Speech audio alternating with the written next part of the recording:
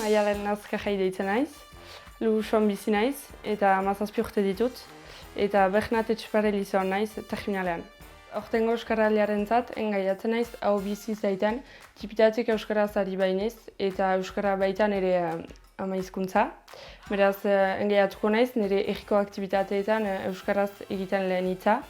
Eta bereziki nire herriko lagunekin egiten lehen hitza euskaraz eta albezain bat mintzatzen euskaraz. Eta betidanik frantsesez ari gira, jakinaz badakitela euskara, baina usaiaz ari gira frantsesez. Beraz, badakigu hori egin behar dugula eta eginen dugu.